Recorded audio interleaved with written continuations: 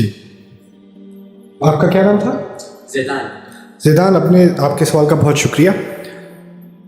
قرآن کو کیسے پڑھیں؟ کیونکہ جب پڑھتے ہیں تو کچھ باتیں سمجھ نہیں آتی، کنفیوژن ہوتی ہے. ٹھیک بات ہے. میں جب قرآن پڑھنے لگا تھا شروع میں تو مجھے بھی یہی مسئلہ ہو رہا تھا. قرآن کا ترجمہ پڑھنا شروع کیا، مجھے بات سمجھتا ہے بہت ساری وجوہات کی وجہ سے. یعنی ایک تو یہ کہ مضمون بہت جلدی بدل جاتا ہے، دوسرا جو بات پہلے کی گئی تھی وہ دوبارہ کہی جا رہی ہے، اور پھر کوئی بات کی جاتی ہے مجھے سمجھ نہیں ہوتا ہے کس چیز کی طرف اشارہ ہو رہا ہے، اس کا بیک گراؤنڈ کیا ہے. تو بہت سارے اس طرح کے سوالات ذہن میں آتے ہیں.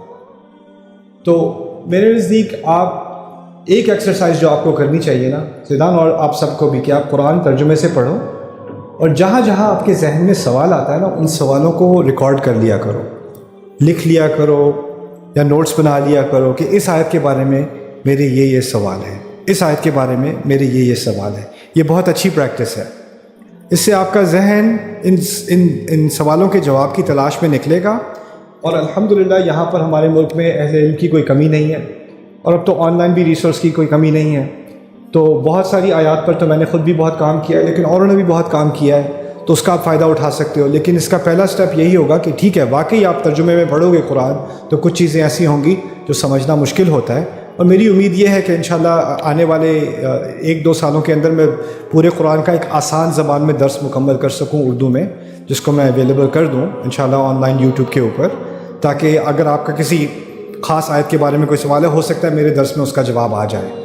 اور اگر نہ بھی آئے تو میں ایسا میکینزم بنانا چاہ رہا ہوں کہ خاص کر ہمارے لوگوں کے لیے اردو میں، لیکن باقی امت کے لیے انگلش میں بھی، کہ کسی کا کسی بھی آیت کے بارے میں کوئی سوال ہو یا خیال ہو کہ یہ اس آیت کا کیا مفہوم ہے، یا اس آیت کو کیسے سمجھا جائے، یا اس آیت کے بارے میں میرا یہ خیال ہے یہ صحیح ہے کہ نہیں ہے، تو میں ایک ایسا آن لائن پلیٹ فارم بنانا چاہ رہا ہوں کہ لوگ اپنے سوال بھیج سکیں، اور پیچھے علماء کی اور ریسرچرز کی، محققین کی ایک ٹیم ہو جو اس کا جائزہ لے کے اس کا صحیح طریقے سے جواب دے سکے، اور اس طرح ایک پلیٹ فارم بن جائے جس سے امت قرآن کے ساتھ انگیج کر سکے.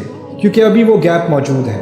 عام انسان کے دماغ میں کوئی سوال آتا ہے تو کہتا ہے چلو میں تفسیر اٹھا کے پڑھ لیتا ہوں، تفسیر سے وہ اور کنفیوز ہو جاتا ہے، اس کے لیول کا اس کو جواب نہیں ملتا. تو انشاءاللہ اس کی طرف میں محنت کرنے کی کوشش کریں. آپ دعا کریں کہ اس میں اللہ تعالیٰ کامیابی دے.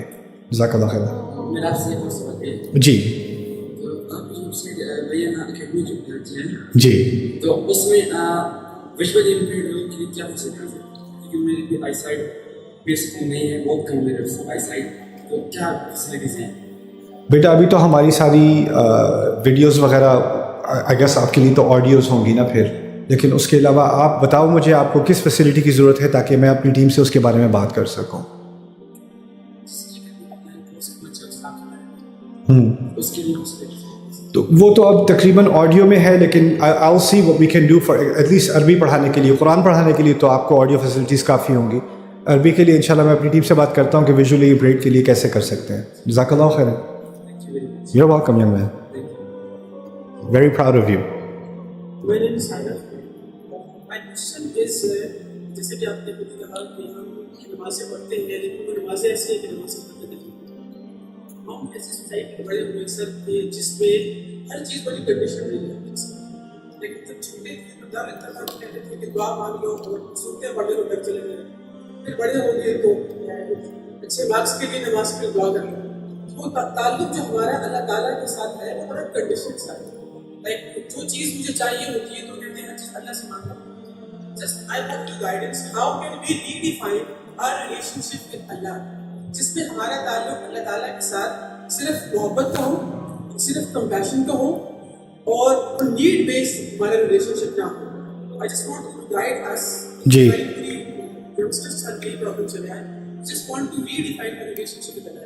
جی شکریہ آپ کے سوال کا. پہلی بات تو یہ کہ اللہ تعالیٰ سے جو ہمارا تعلق ہے اس کی ایک بنیاد نہیں ہے، بہت ساری بنیادیں، اور انسان جس مرحلے میں گزر رہا ہوتا ہے تو اس تعلق کا کچھ پہلو سامنے آگے آ جاتا ہے، پھر دوسرا پیچھے ہٹ جاتا ہے.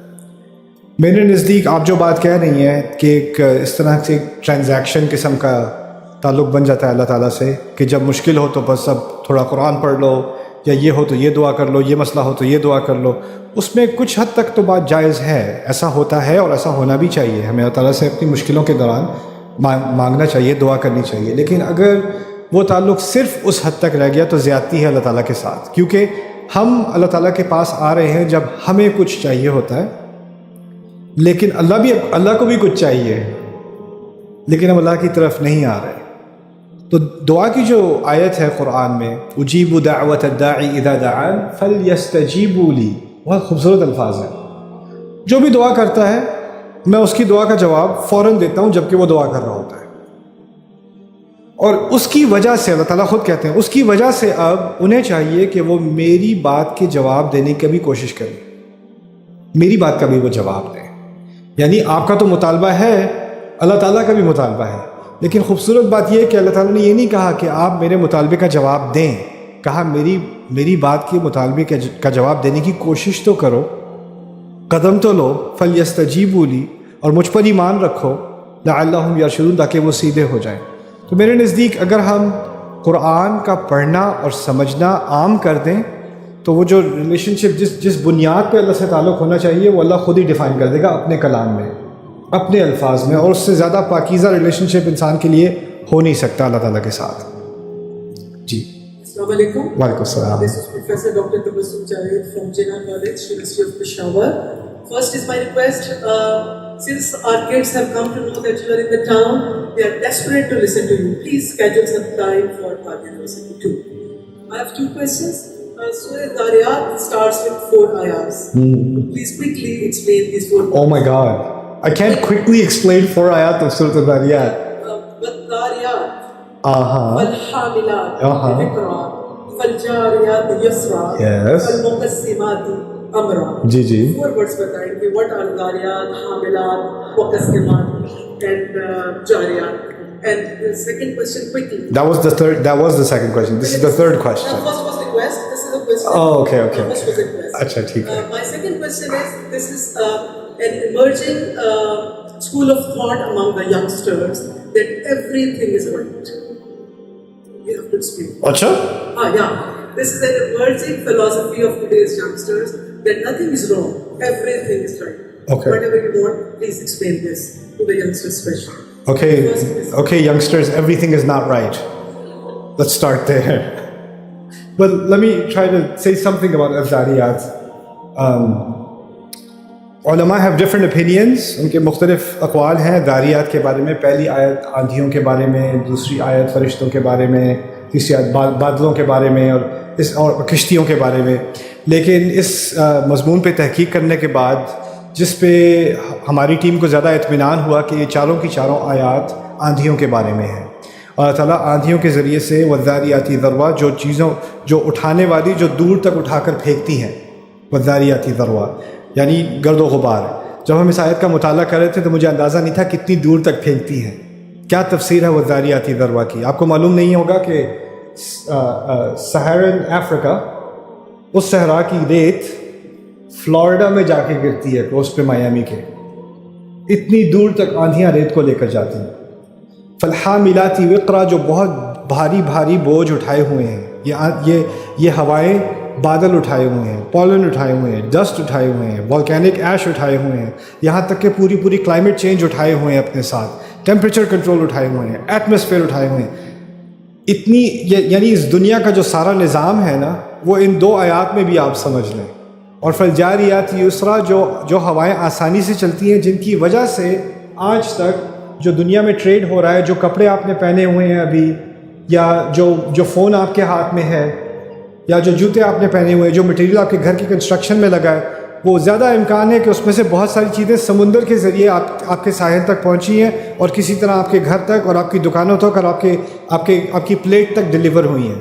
اور وہ سارا سسٹم نہیں چل سکتا تھا اگر ہوائیں فیوریبل نہ ہوں. فالجاریات یسرا کے اندر بہت عظیم حقیقت جو ہے اس کے اندر مضمر ہے کہ ہماری زندگی کی بہت ساری آسانیاں ممکن ہی نہ ہوتی اگر پانی کے ذریعے سفر نہ ہوتا، اور پانی کے ذریعے سفر ممکن ہے ہی نہیں ہواؤں کے بغیر. فالجاریات یسرا فالمقسمات امرا، اور اللہ تعالیٰ نے کیا کیا ہے کہ ان ہواؤں کو، ان کے ذریعے اللہ تعالیٰ نے رزق کو ہر جگہ پھیلایا ہوا ہے، ڈیوائڈ کیا ہوا ہے. اس کا فیصلہ ہوتا ہے یہاں بارش ہونی ہے، یہاں نہیں ہونی، یہاں پہ ڈراؤٹ آ جانا ہے، یہاں پر طوفان آنا ہے. اور آپ کو اندازہ نہیں ہوگا کہ شاید جہاں پر ہلکی ہوا چل رہی ہوتی ہے نا، اس کی وجہ سے جو کسی اور جگہ ایٹماسفیرک پریشر بڑھتا ہے اور وہاں طوفان آ رہا ہوتا ہے. کہیں طوفان ہے اور اس طوفان کی وجہ سے کہیں اور آسانی ہے، اور کہیں آسانی ہے، اس آسانی کی وجہ سے کہیں اور طوفان ہے. یہ اللہ تعالیٰ کی تقسیم ہے. والمقسمات امرا. اور اس سب کو بیان کرنے کے بعد مقصد کیا تھا ان 4 آیات کا؟ یہ بتانا کہ جس چیز کا تم سے وعدہ کیا جا رہا ہے، انما توعدون لصادق وان الدین لواقع، اس کا ان سے کیا تعلق ہے؟ تعلق یہ بنایا جا رہا ہے کہ ہم آسمان سے آنے والے فیصلے پر پوری طرح ڈیپینڈنٹ ہیں اس پلانٹ کے اوپر. ہواؤں کے بغیر ہم ختم ہیں. ہمارا رزق، ہماری سسٹیننس، ہمارا سروائیول ان 4 آیات میں اللہ تعالیٰ نے ڈیفائن کر دیا کہ کیا کیا ہو رہا ہے تمہارے اوپر. اور پھر کہا ہے جو فیصلہ آنے والا ہے، جس چیز کا تمہیں وعدہ کیا جا رہا ہے، وہ بھی آسمان سے ہی آنا ہے. اور جس طرح یہ حق ہے وہ بھی حق ہے. انما توعدون لصادق. چلو بریفلی آپ کو یہ بات سمجھا دیں. ہم آج کل کے زمانے میں گوسپس بہت زیادہ ہوتی ہے، اور ان گوسپس میں سب سے زیادہ مین فیکٹر جو ہے وہ غیبت کا ہوتا ہے. جی. سو واٹ اف اگر ہم اس ٹائم اسٹاپ تو ہو جائیں، ان دا فیوچر ہم لوگ وہ نہیں کریں گے ایسی باتیں، لیکن جو ہم آلریڈی کر چکے ہیں تو اس کو ہم کیسے ریکٹیفائی کر سکتے ہیں؟ Like for example I mean to say کہ جس بھی ہم غیبت کر چکے ہیں، از اٹ نیسیسری کہ ہم ان سے جا کے خود پرسنلی معافی مانگیں، اور از اٹ ناٹ؟ اور دوسرا کوشچن میرا یہ ہے کہ how to purify our souls and heart, کہ ہم ریاکاری اور منافقت سے کیسے بچ سکتے ہیں آج کل کے زمانے میں؟ اوکے. غیبت کے معاملے میں توبہ کرنا میرے نزدیک اس کے لیے لازمی نہیں ہے کہ جس کی آپ نے غیبت کی تھی اس کے بعد جا کے آپ کہیں کہ ویسے میں آپ کو جانتا نہیں ہوں، لیکن میں نے آپ کے بارے میں یہ گالیاں کہی تھیں اور اتنی دفعہ کہی تھی، تو میں ریپیٹ کر دوں تاکہ آپ کو کلیئر ہو جائے کہ میں کیا سوچتا تھا آپ کے بارے میں، لیکن اب میں نہیں سوچتا. اللہ مجھے معاف کرے. السلام علیکم. میرا نہیں خیال کہ اس کی کوئی ضرورت ہے. آپ اللہ تعالیٰ سے توبہ کریں اور بس دل کو صاف کر لیں اپنے. That's enough. ٹھیک ہے. تو جو انسان کی کوتاہی اللہ نے نہیں کھولی ہوتی نا، اس کو خود کھولنے کی کوئی ضرورت نہیں ہوتی. اللہ جانتا ہے میرے دل کا عیب، جو غلطی میں نے کی ہے. ریاکاری کے بارے میں یہ بتا دوں کہ آپ کیونکہ you are all and I are victims of the social media web, اور اس جال کے اندر ایک ہائپر کمپیریسن کلچر بن چکا ہے. اور ہائپر کمپیریسن میں ہر ایک کو اپنے آپ کو آگے دکھانا ہوتا ہے، رائٹ. اس کا سارا الگوریدم یہ ہے کہ آپ اور لوگوں پہ دیکھیں کہ انہوں نے کیسی تصویر لی، انہوں نے کیسے فلٹر یوز کیے، انہوں نے کہاں کس بیک گراؤنڈ کے سامنے جو ہے اپنی پوسٹ بنائی، انہوں نے کس چیز کے ساتھ اس کی زیادہ انگیجمنٹ ہوئی. وہ فلانا بھی انفلوئنسر بن گیا، وہ بھی انفلوئنسر بن گیا. اب ہر ایک کی دنیا کا زندگی کا مقصد بن چکا ہے میں نے انفلوئنسر بننا ہے، یو نو. اور کس چیز کا انفلوئنس کرو گے؟ انفلوئنس کا انفلوئنس کروں گا. نہیں کیا میں چکن بنانے کا انفلوئنس کرنا ہے میں نے، یو نو. تو میں نے اپنے فیوریٹ کلرز کا انفلوئنس کرنا ہے. یعنی بے مقصد چیزوں کو بامقصد بنا دیا ہے ہم نے اب، اور اس کو بہت آگے تک بات لے گئے ہیں.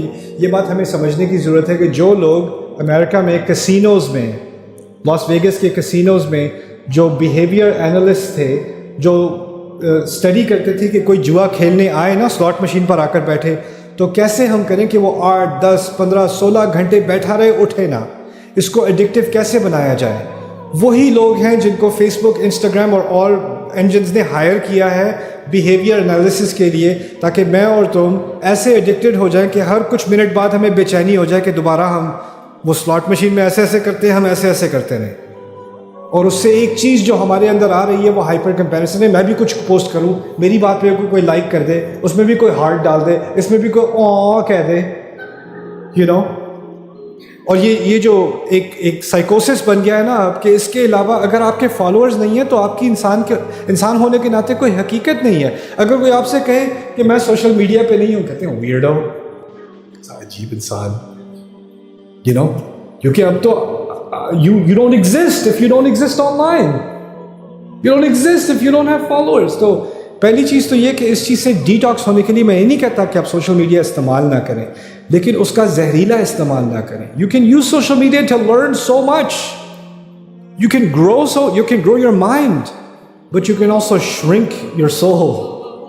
So I just hope that you realize what you're doing. اور آپ لوگ جو ہے جن کو فالو کر رہے ہو نا، ان میں سے بہت سو کو آپ اس لیے فالو کر رہے ہو کہ آپ اپنے آپ کو کمپیئر کر سکو.